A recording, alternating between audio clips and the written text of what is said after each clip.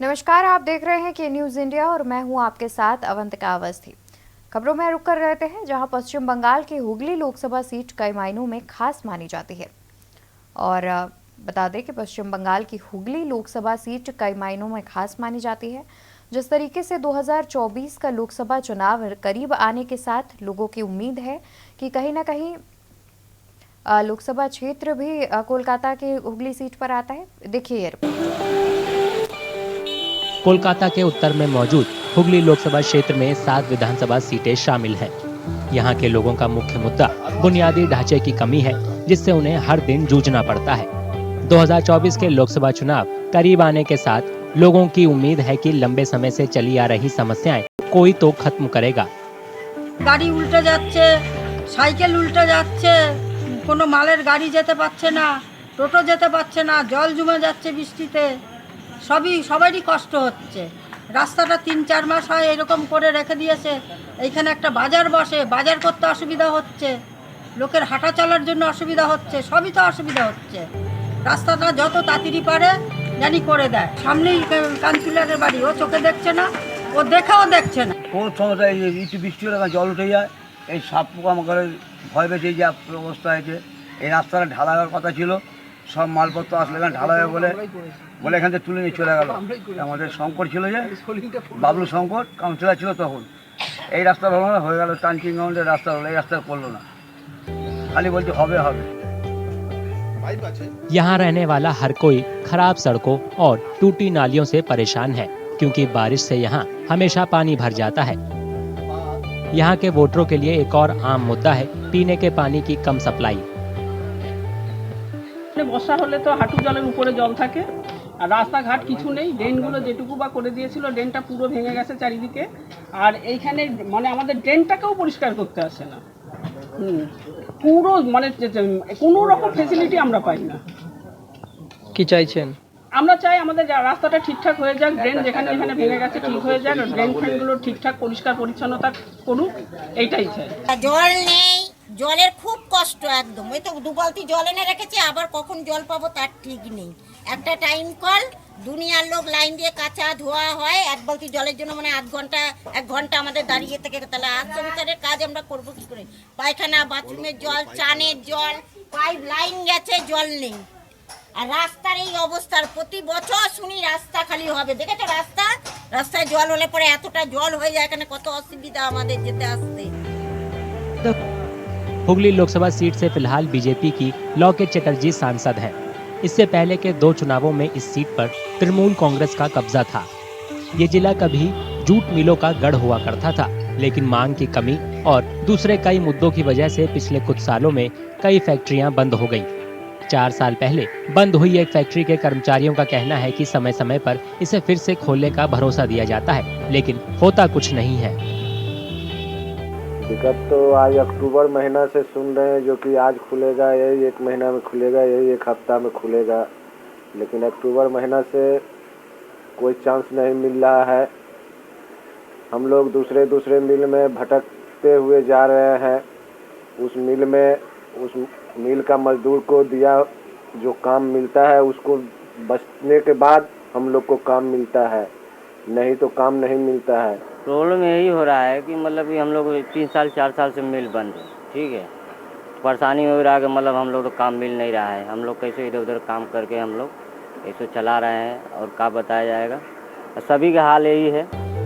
ज्यादातर jute mill कर्मचारी उत्तर प्रदेश और बिहार के हैं, जो कई साल पहले काम की तलाश में यहाँ आए और फैक्ट्रियों के आसपास ही बस गए। फैक्ट्रियां बंद होने और काम नहीं मिलने से इन कर्मचारियों का गुजारा करना मुश्किल हो रहा है। बंद भय पे हम लोग को बहुत प्रॉब्लम है, काम मिलता नहीं, दूर जाने पे भी रात में घूम के आना पड़ता है। कितना दिन से बंद है? 4 साल हो गया है। परेशानी बहुत हो रहा है। कैसे चल रहा है?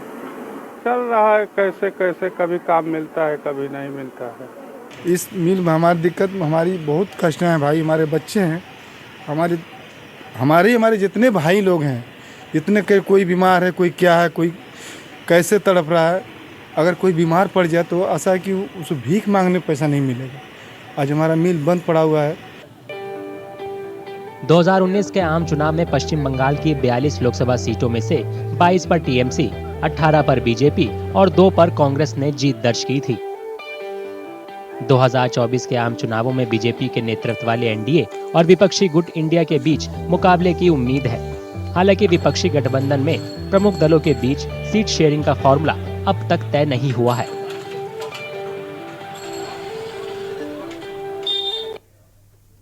लोकसभा चुनाव में कर्नाटक के रायचूर क्षेत्र के लोगों की खास उम्मीदें हैं। रायचूर क्षेत्र में कई मुद्दे गूंज रहे हैं।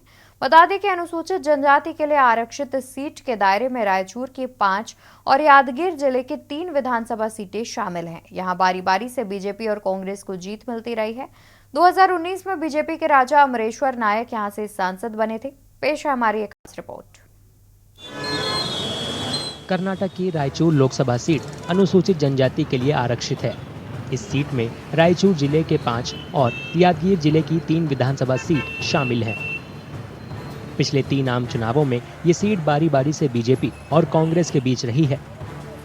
2019 के चुनाव में यहां से बीजेपी के राजा अमरेश्वर नायक सांसद बने। यहां के लोग अपने मौजूदा सांसद से नाखुश दिखे। उन्होंने कहा कि सांसद के कई वादे अधूरे हैं।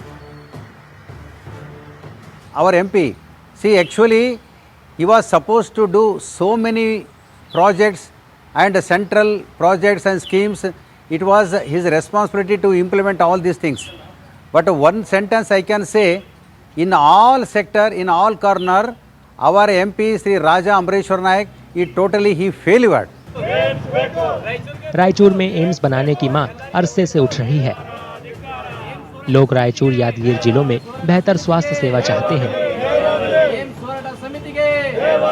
सेंट्रल डिपार्टमेंट से, सेंट्रल गवर्नमेंट से हमारे को बहुत कुछ चाहिए था, मगर ये एम्स जो हमारा जो स्ट्राइक है ये एक साल से कंटिन्यूअस धरना चल रहा है। अभी तक एम्स रायचूर को देने के लिए अभी भी कोई डिसीजन नहीं हुआ। We have to go all the way to Gulbarga, all the way to Hyderabad, all the way to Bangalore. If it is available in Raichur only, we will get all the facilities here, and with folded hand, I request the Prime Minister to give aims to Raichur. यहाँ सिंचाई परियोजनाओं और खेती के लिए subsidy समेत कृषि विकास से जुड़ी कई योजनाएं शुरू की गईं, लेकिन योजनाओं में अनियमितताओं के आरोप लगते रहे। देवदुर्गा ब्लॉक में सैकड़ों करोड़ों रुपयों का दुरुपयोग करने के आरोप हैं। कर्नाटक में 200 से ज्यादा तालुकाओं को सूखा प्रभावित घोषित किया गया है। सूखे से परेशान किसान केंद्र पर मदद नहीं करने का आरोप लगा रहे हैं। हमारे इधर पानी नहीं, बारिश 2-3 साल हो गए, बरगाल भी है, नदी जोड़ने काम करना, मगर एमएसपी रेट ये धान का, मगर कोरोना टाइम पे धान भी खरीद नहीं करे। एमएसपी रेट करते मगर धान खरीद करना बोल को ये कौन सा तो चीज़ पी रही है, किसान लोग ये करे तो उसको मार्केट में खरीद करना, उसको अच्छा भाव देना, मगर सेंट्रल गवर्नमेंट आंख के मूंछ को बैठते। रायचूर में लंबे समय से टेक्सटाइल पार्क बनाने की मांग उठ रही है। ये देश में कपास उगाने वाले मुख्य इलाकों में से एक है। कनेक्टिविटी की कमी यहाँ के उद्योगपतियों के लिए चिंता का विषय रही है। Vande Bharat train should run from Raichur to especially Hyderabad and Bangalore, other places which can make the difference. Major important is we were expecting textile park, most potential area in India. It's an highest cotton growing hub there. It's called as Asia's cotton growing hub in Raichur district. It should have come here. There unfortunately it has gone to neighboring district, but potential is here. Plus our airport long due. लोगों को उम्मीद है कि उनकी मांगों पर ध्यान दिया जाएगा, क्योंकि राजनीतिक दल लोकसभा चुनाव प्रचार के लिए कमर कस चुके हैं। लोकसभा चुनाव का नोटिफिकेशन जल्द जारी हो सकता है। चुनाव अप्रैल-मई में होने के आसार हैं।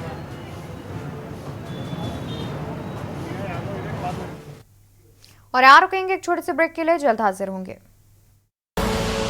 आप देख रहे हैं के न्यूज़, खबरों का सारथी।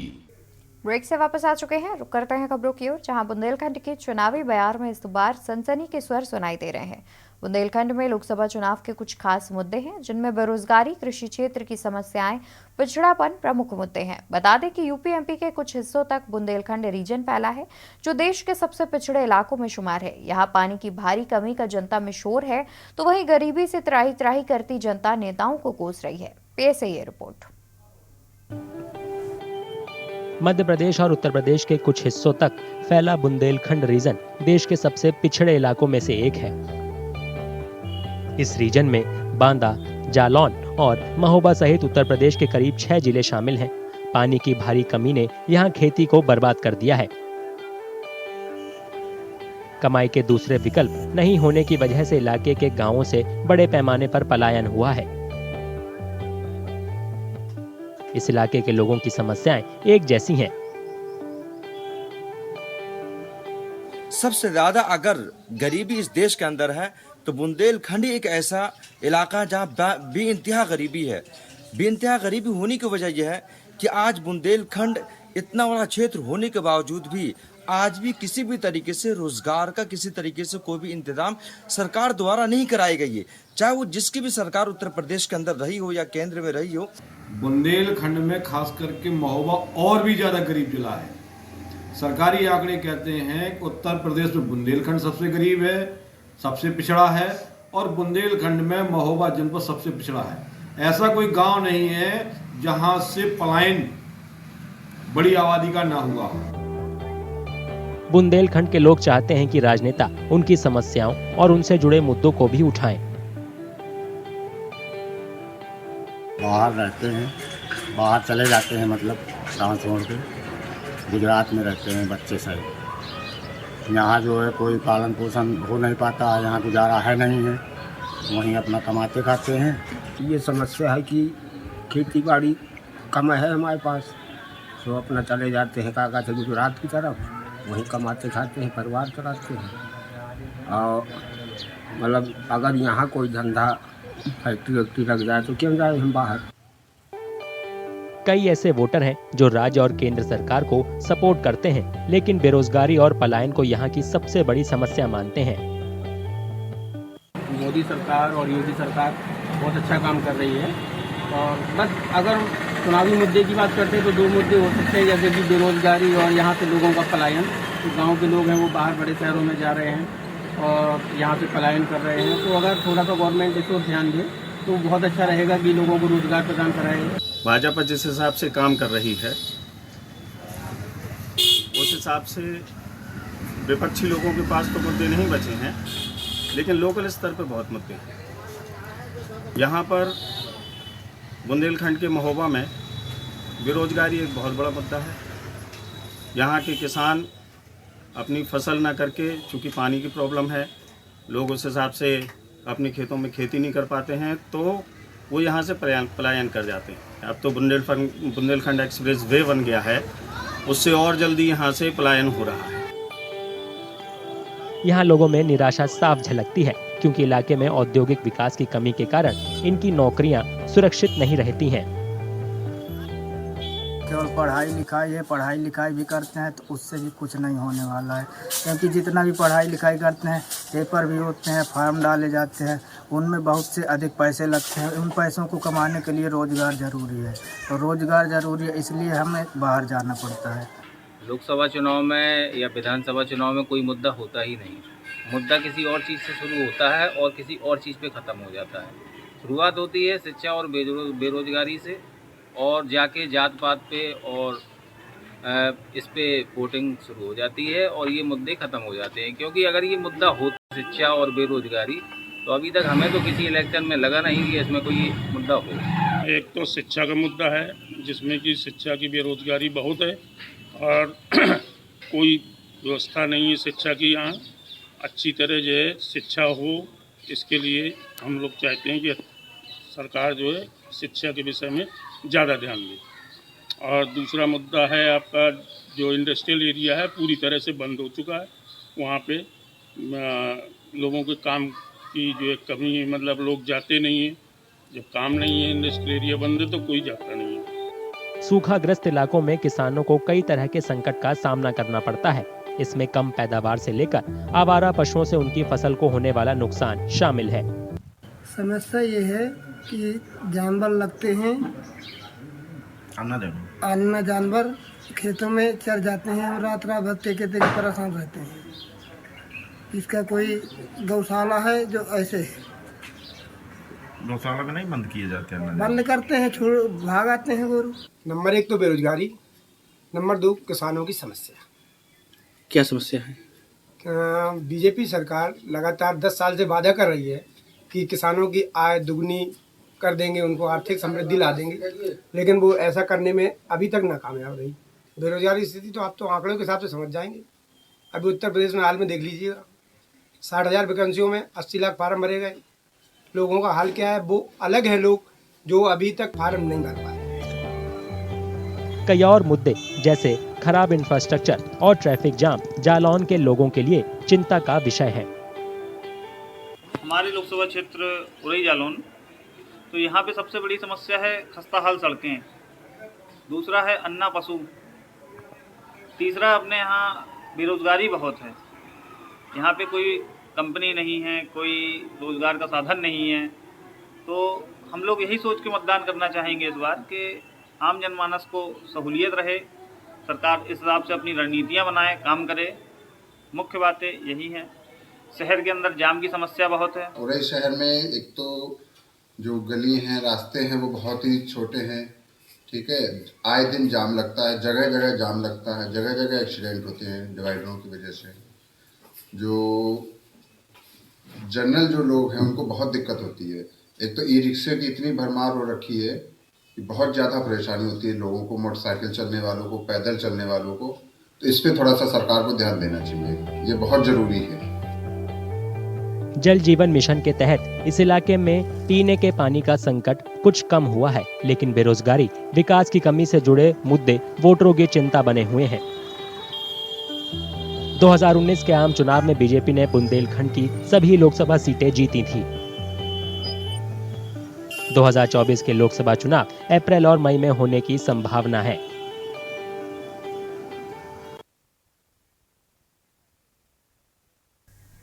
राज्यसभा चुनाव ने यूपी का खेला बड़े संकेत दे रहा है। दरअसल बीजेपी की रणनीति लोकसभा चुनाव में भारी जीत की है। यही वजह है कि क्रॉस वोटिंग का फंडा लोकसभा चुनाव के विसात का हिस्सा बना है। फिलहाल आपको बता दें कि यूपी का खेला 7 लोकसभा सीटों पर असर डालेगा। राज्यसभा चुनाव के नतीजे के बाद अब लोकसभा चुनाव में बीजेपी को चुनावी लाभ मिल सकता है। देखिए यह रिपोर्ट। चुनावी झमेला, यूपी का खेला, बीजेपी की रणनीति, लोकसभा चुनाव में जीत। लोकसभा चुनाव की विसात का हिस्सा बना क्रॉस वोटिंग का फंडा। 7 लोकसभा सीटों पर असर डालेंगे राज्यसभा चुनाव के नतीजे। भाजपा को मिल सकता है चुनावी लाभ। मनोज पांडे के समर्थन से रायबरेली सीट पर पार्टी की मजबूत होगी स्थिति। अमेठी में राकेश प्रताप सिंह भाजपा के लिए हो सकते हैं लकी। अभय सिंह के भाजपा खेमे में आने से अयोध्या क्षेत्र में बीजेपी को मिलेगी मदद। पूजा पाल का समर्थन प्रयागराज में फायदेमंद। विनोद चतुर्वेदी का समर्थन बुंदेलखंड क्षेत्र में भाजपा की फतह में मददगार।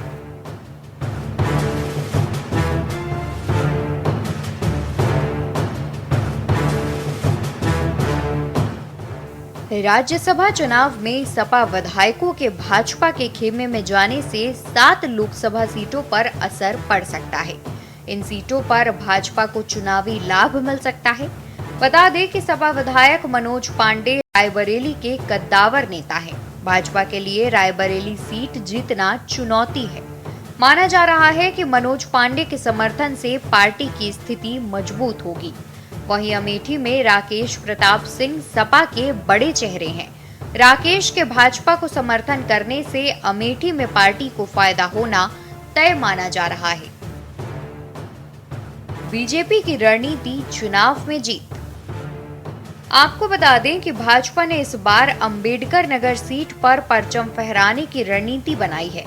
जैसा कि मालूम है कि बसपा सांसद रितेश पांडे भाजपा में शामिल हो गए हैं। उनके पिता राकेश पांडे का भाजपा को समर्थन मिलने से अब अंबेडकर नगर में पार्टी की चुनावी राहें आसान हो सकती हैं। वहीं अभय सिंह के भाजपा में आने से अयोध्या क्षेत्र में ठाकुर मतदाताओं का बिखराव रोकने में मदद मिलेगी, जबकि पूजा पाल का समर्थन मिलने से प्रयागराज में और विनोद चतुर्वेदी का समर्थन मिलने से जालौन के साथ ही बुंदेलखंड क्षेत्र में भाजपा की फतह में मददगार हो सकता है। बता दें कि राज्यसभा में यूपी की 10 सीटों के लिए हुए चुनाव में मंगलवार को भाजपा ने सपा के 7 विधायकों को वोट झटक कर अपना 8वां प्रत्याशी भी जितवा लिया। सपा के तीसरे प्रत्याशी पूर्व मुख्य सचिव आलोक रंजन चुनाव हार गए। भाजपा ने 8 और सपा ने 2 सीटें जीती हैं। हालांकि राजग की सहयोगी सुभा सपा के 1 विधायक ने सपा के पक्ष में मतदान किया। भाजपा प्रदेश अध्यक्ष भूपेंद्र सिंह चौधरी ने राज्यसभा चुनाव में पार्टी के 8 प्रत्याशियों की जीत पर प्रत्याशियों को बधाई और शुभकामनाएं दी और कहा कि यह जीत प्रधानमंत्री नरेंद्र मोदी पर अटूट विश्वास का परिणाम है।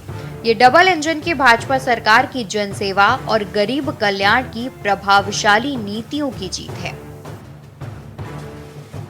राज्यसभा चुनावों से अलर्ट हुई सपा। वहीं राज्यसभा में मात के बाद सपा लोकसभा चुनाव के लिहाज से आजमगढ़ की किलेबंदी में जुट गई है। पूर्व विधायक व बसपा नेता शाह आलम उर्फ गुड्डू जमाली सपा मुख्यालय पर अखिलेश यादव की मौजूदगी में पार्टी की सदस्यता ले ली है। बता दें कि आजमगढ़ में सपा पिछला लोकसभा चुनाव बसपा से गुड्डू जमाली के मैदान में उतरने से हार गई थी। जमाली पसमानदा मुस्लिम समाज से आते हैं, इसलिए सपा उन्हें मार्च में होने वाले चुनाव में विधान परिषद भेजकर एक संदेश देना चाहती है। वहीं भाजपा की नजर लगातार पसमानदा मुस्लिम समाज पर बनी है। साल 2022 में आजमगढ़ में हुए लोकसभा उपचुनाव में गुड्डू जमाली को 2.66 लाख वोट मिले थे और सपा के धर्मेंद्र यादव ये चुनाव करीब 8,000 मतों से हार गए थे। आजमगढ़ सीट फिर जीतने की रणनीति के साथ गुड्डू जमाली को सपा में लाया गया है। गौरतलब है कि नवंबर 2021 में गुड्डू जमाली ने बसपा के सभी पदों से इस्तीफा देने के बाद सपा अध्यक्ष अखिलेश यादव से मुलाकात की थी। इसके बाद उनके सपा के टिकट पर मुबारकपुर से चुनाव लड़ने की चर्चा थी। हालांकि उन्हें प्रत्याशी घोषित करने के बजाय सपा ने स्थानीय नेता को टिकट दिया था। इसके बाद गुड्डू जमाली AIMIM से मुबारकपुर से विधानसभा का चुनाव लड़े, लेकिन चौथे स्थान पर रहे। पल्लवी पटेल के तेवरों के संकेत। वहीं सपा विधायक पल्लवी पटेल ने एक्स के माध्यम से पारदर्शी ढंग से चुनाव संपन्न कराने के लिए सीएम को बधाई दी। राजनीतिक हलकों में इसके निहितार्थ लगाए जा रहे हैं। पल्लवी पटेल ने लिखा कि वास्तविक पीडीए के प्रतीक रामजी लाल सुमन को जीत की हार्दिक बधाई। अहिंसक, पारदर्शी और सौहार्दपूर्ण माहौल में चुनाव कराने के लिए मुख्यमंत्री योगी आदित्यनाथ को बधाई। उन्होंने अपने संदेश में सपा मुखिया अखिलेश यादव को टैग किया है। समाजवादी पार्टी के 7 विधायकों के झटके का असर लोकसभा चुनावों पर भी रहेगा। ये तय है कि राज्यसभा चुनाव के नतीजों से प्रदेश की 7 लोकसभा सीटों के चुनावी समीकरण प्रभावित होने से इनकार नहीं किया जा सकता। स्पेशल डेस्क के न्यूज इंडिया।